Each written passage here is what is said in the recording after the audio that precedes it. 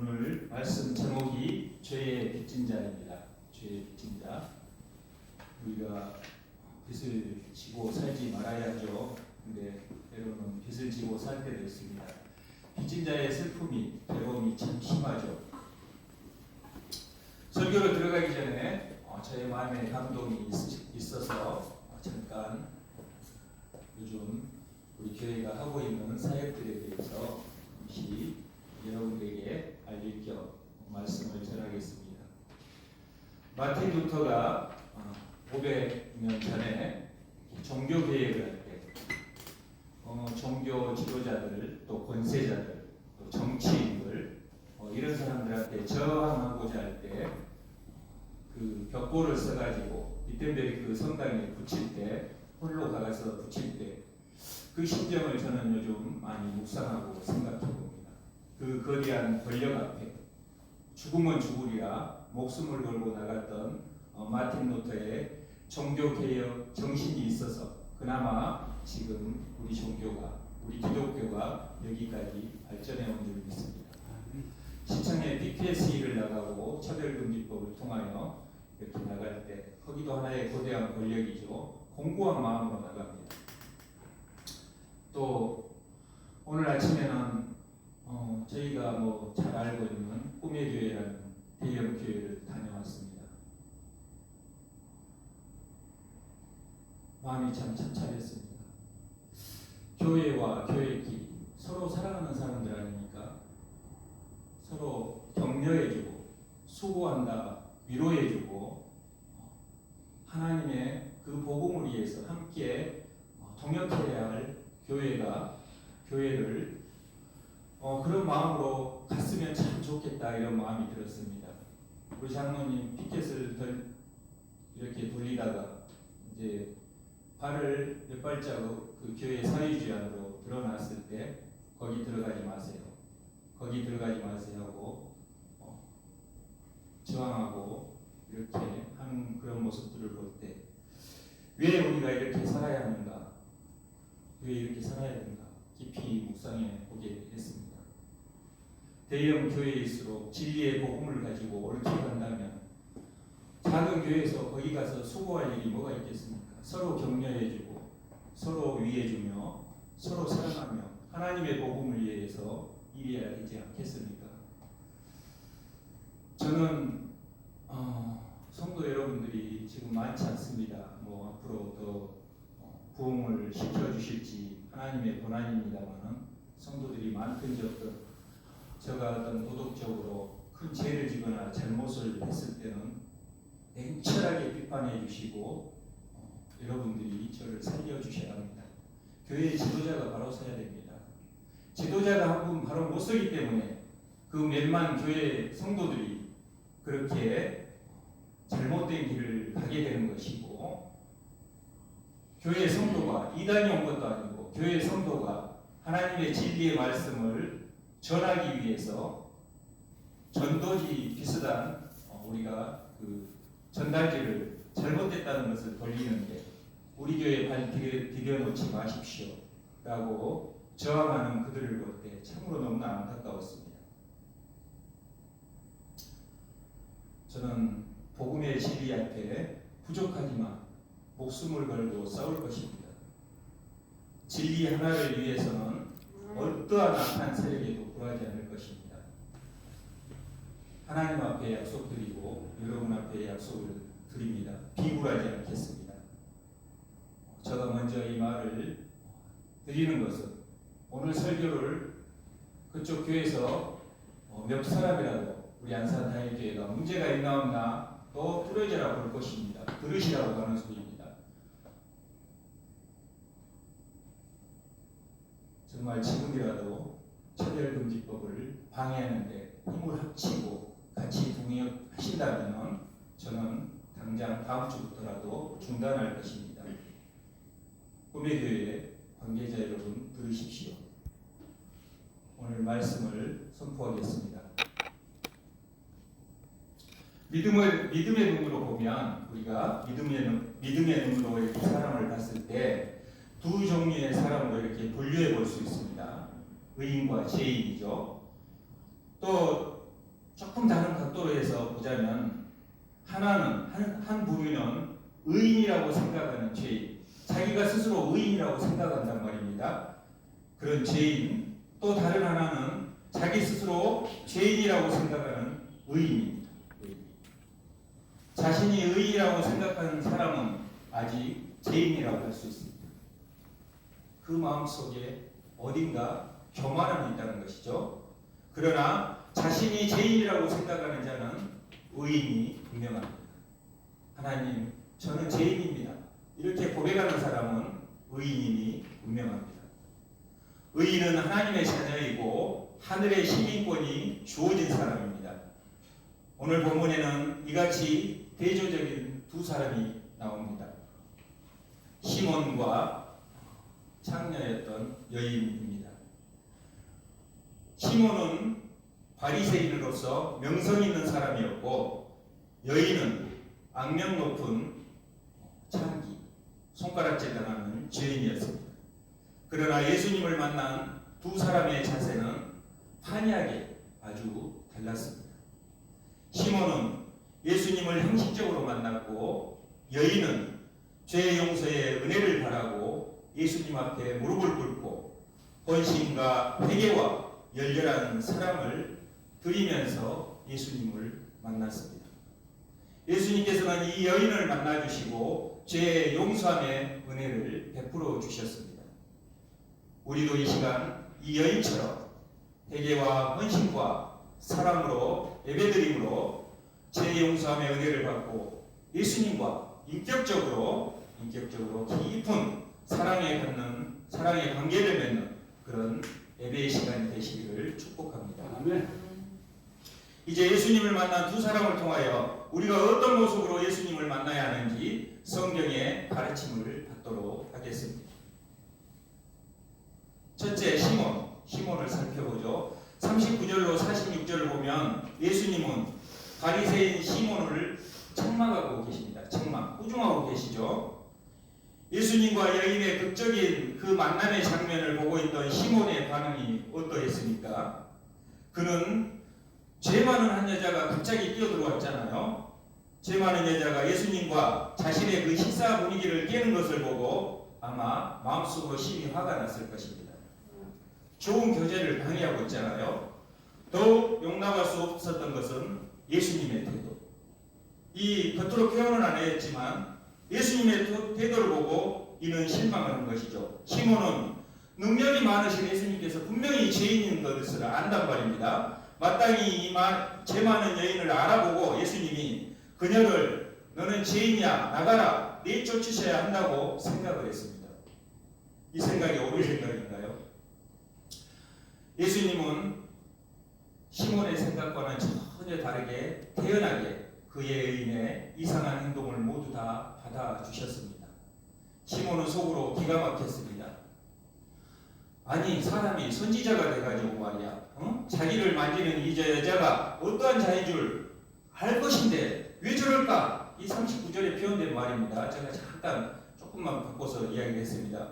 이렇게 생각하며 속으로 예수님을 비판합니다.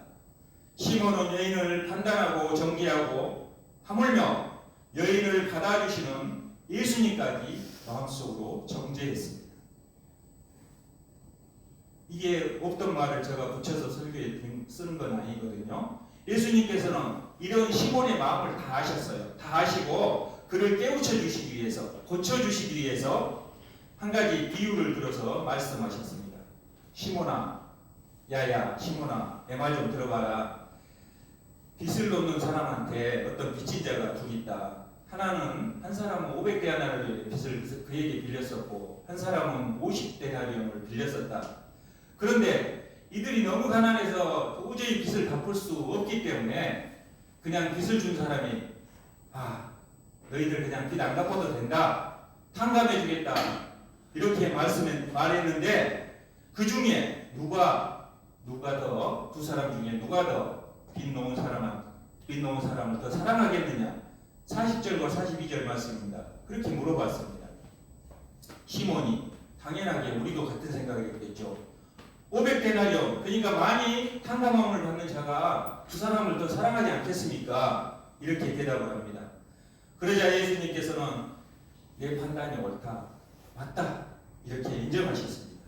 그리고 조목조목 시몬과 여인을 비교하면서 예수님을 형식적으로 영접한 시몬의 문제를 지적하시기 시작합니다. 시몬은 예수님을 식사에 초청하고 맞이했지만 지극히 형식적이었습니다. 정중히 초청장을 보내고 예의 바른 말을 했지만 마음을 다해 예수님을 섬기지 않았습니다. 예수님께서는 이런 시몬의 형식적인 섬김을 기뻐하실 수 없으셨던 것입니다. 똑바로 가르쳐야죠. 똑바로. 잘못된 것은 똑바로 가르쳐야죠. 그가 왜 이 여인처럼 뜨거운 마음으로 예수님을 섬길 수 없었는지 여러분 생각해 보셨습니까?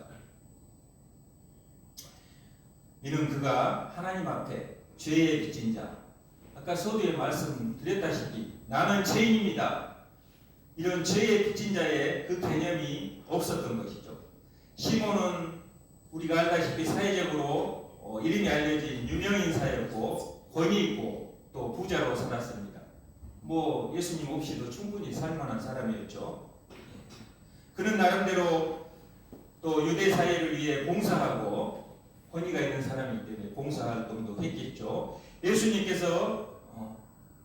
예수님까지 초청할 수 있는 원만한 사람, 그러니까 남을 이렇게 등지지 않고 두루두루 만나는 사람, 그런 인격의 소유자였습니다. 또한 신앙적으로도 바리새인 아닙니까? 바리새인으로서 신앙적으로도 매주 회당에 빠짐없이 나가 예배드리고 금식 기도와 기도 생활을 잘했습니다. 또 11조와 은금 생활도 잘했으며 그의 많은 구제 사업도 하는 정말 종교인으로서 부족함이 없는 자였죠. 그는 하나님께나 사람들에게나 할 만큼 한 사람이었습니다. 그래서 그는 자신이 스스로 나는 할 만큼 하고 있어. 그러니까 나는 의인이야. 의인이라는 심성을 품고 사는 사람이었던 것입니다. 이 시몬의 모습을 한번 보십시오. 지금 한번 내 모습과 비교를 한번 해보자고요. 시몬의 모습이 지금 우리의 모습이 아닌지. 그래, 주일날 와서 예배드리고 헌금생활 잘하고 있지 뭐. 나 구원받을 수 있어. 스스로 의인이라고 생각하지 않습니다.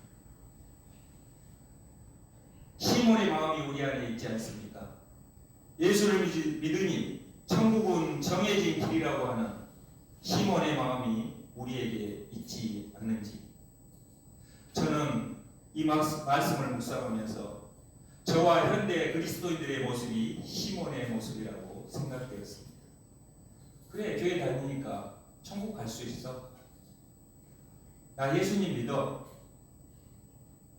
우리는 할 만큼 하고 있어요. 예, 맞습니다. 근데 보십시오. 예수님을 진정으로 믿는 믿음의 소유자들이 이렇게만 할까요? 과연? 우리의 믿음의 선배들을 보십시오. 손양원 목사님이나 주기철 목사님의 신앙을 보십시오. 그들이 그대로 멈추고 그렇게 신앙생활 하다 가셨습니까? 그냥 습관처럼 누려지는 예배를 통하여 예배드리고 좋은 말씀에 설교만 하시고 가셨냐고요.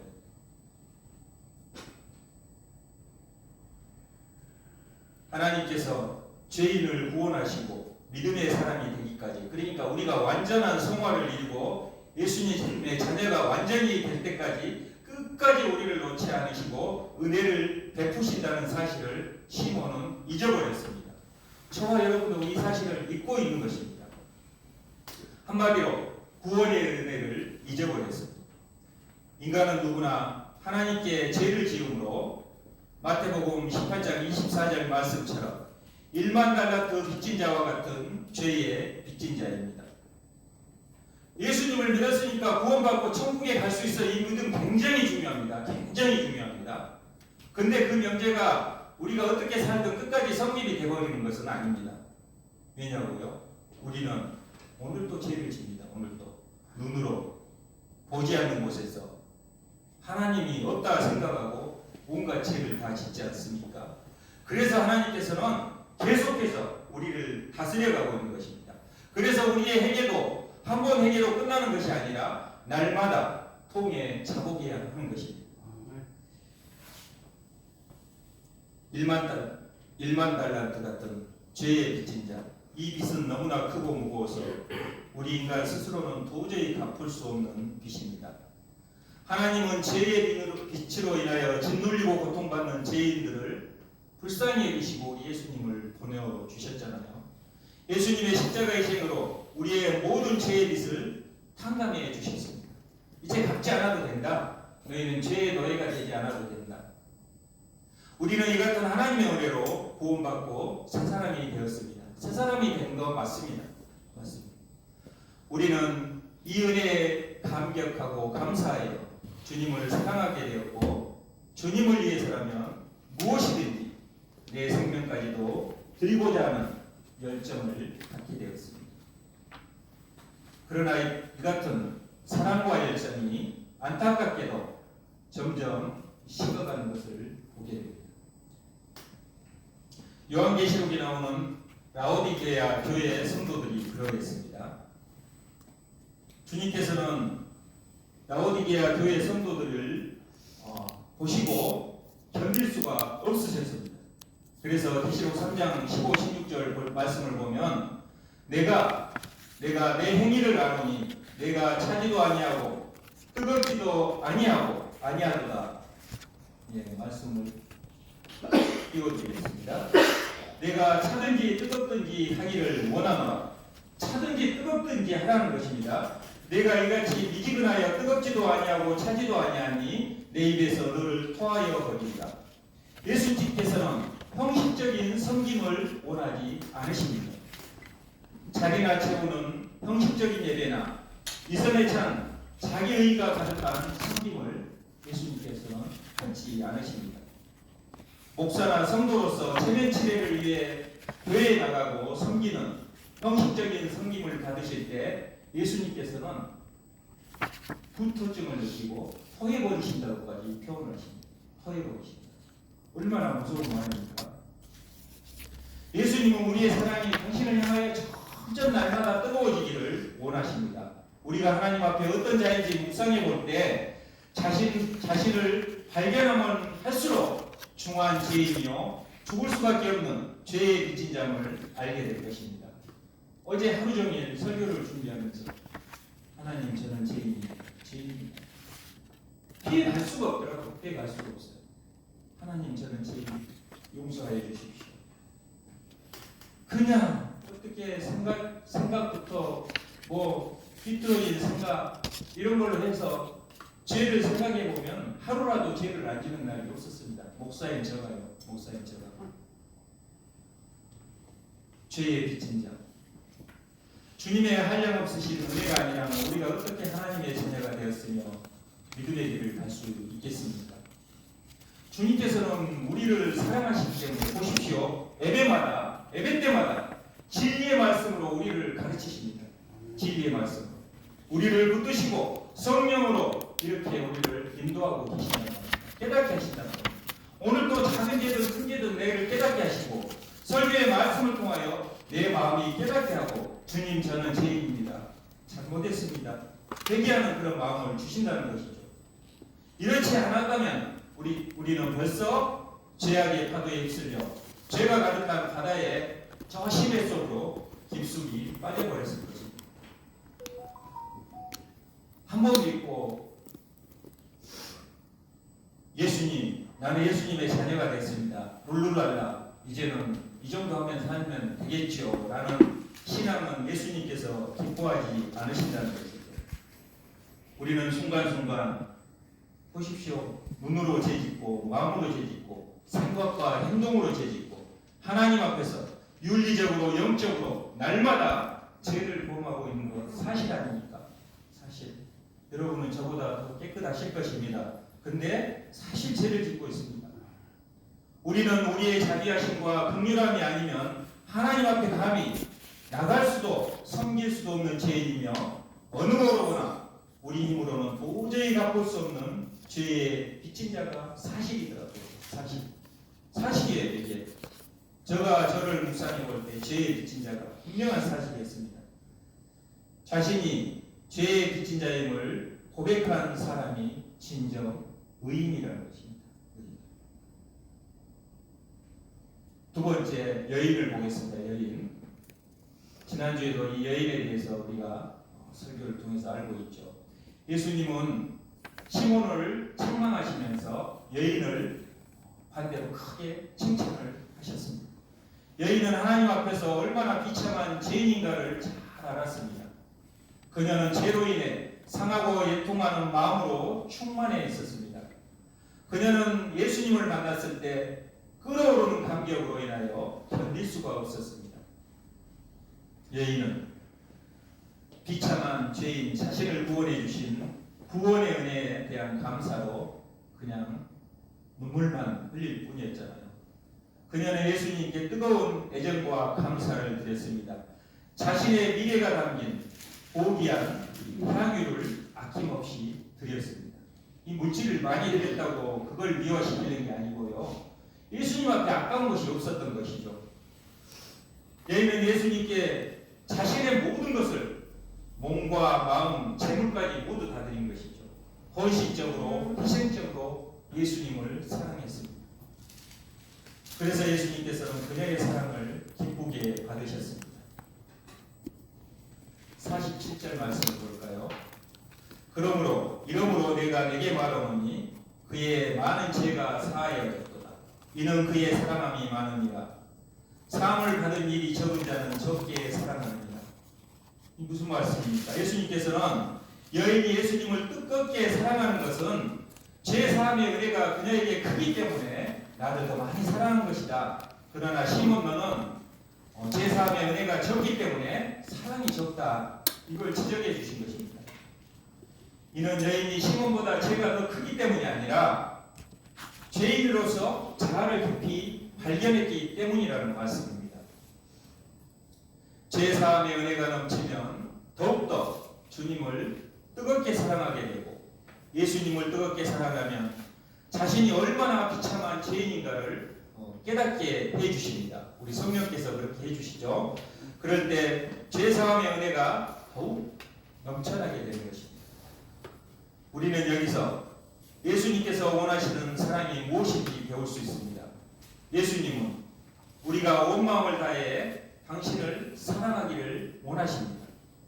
예수님은 시몬과 같은 뜨겁지도 차지도 않는 미지근한 사랑을 받으실 때 이를 받지 않으시고 시몬아 내가 너의 사랑을 받지 않겠다.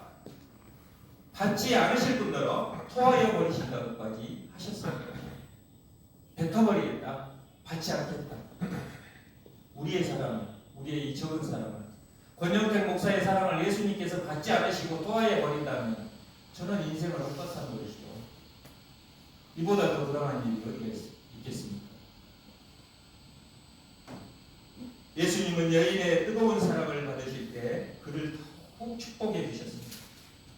사함을 받기 전까지 여인을 다시 한번 묵상해 보겠습니다. 죄사함을 받기 전까지 여인에게 죄는 어떤 것이었는가? 여인을 죄가 구속해 버렸고 죄의 노예가 돼서 죄에 이끌려 살아가고 날마다 많은 남정네들을 받으면서 죄를 멈출 수가 없었습니다.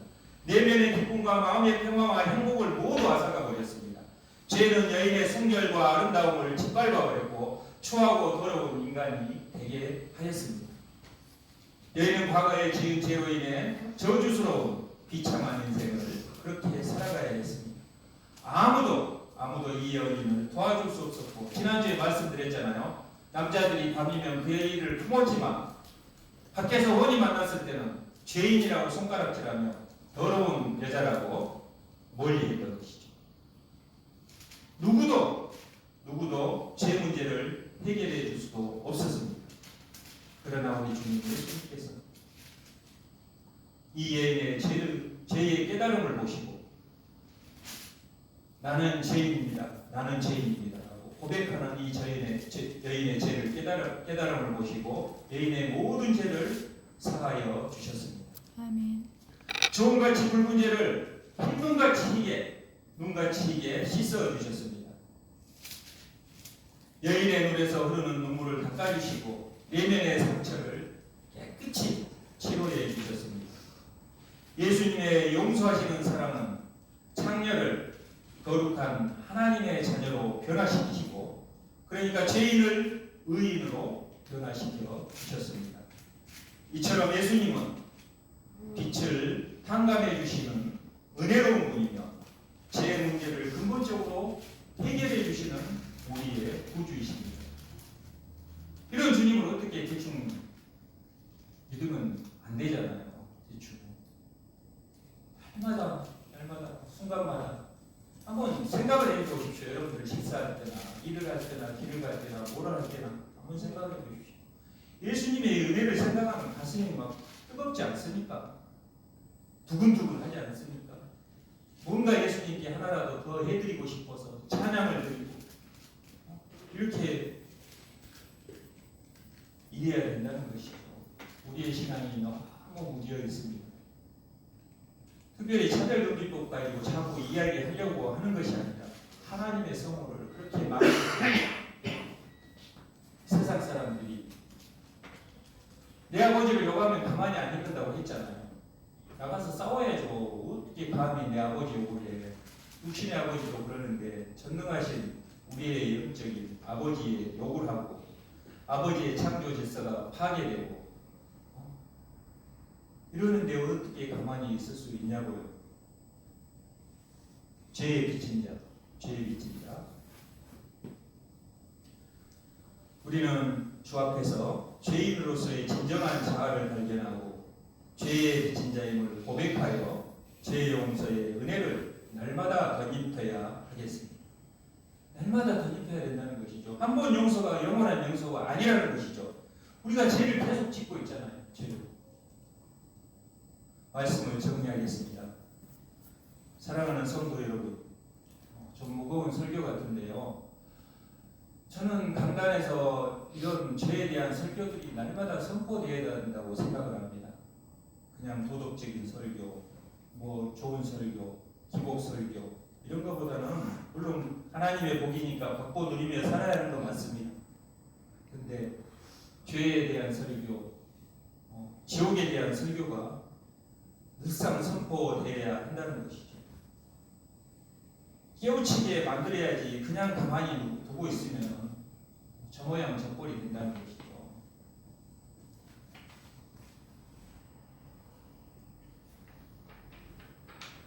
사도 바울은 늘 구원의 감격으로 충만하였습니다. 바울이 항상 마음이 뜨거웠거든요. 이렇게 감사로 뜨거웠어요. 그는 자신이 얼마나 비참한 죄인이며 죄인을 구원하러 오신 주님의 은혜가 얼마나 놀라운가를 생각하며 늘 감격했습니다. 서울 때 말고요, 바울 때 늘 감격했어요. 한 군데만 볼까요? 디모데전서 1장 15절입니다. 이보다 모든 사람이 받을 만한 이 말이요, 그리스도 예수께서 죄인을 구원하시려고 세상에 임하셨다 하였도다. 죄인 중에 내가 괴수니라. 바울이 살만한 사람이었잖아요. 학식도 높고 로마 시민권도 있었고 미국 시민권 지금 굉장히 귀중하게 생각하잖아요. 뭐 이렇게 안 해도 바울은 떵떵거리고 산 사람이었습니다. 근데 보십시오. 내가 죄인 중에 괴수라고, 죄인 중에 죄인이라고 고백하지 않습니까? 그는 하나님의 은혜에 의하여 죄의 빚진 자의 심령으로 충만해 있었습니다. 항상 저는 죄인입니다. 주님, 저는 죄인입니다. 자신의 죄를 철저하게 의식하고 고백했습니다.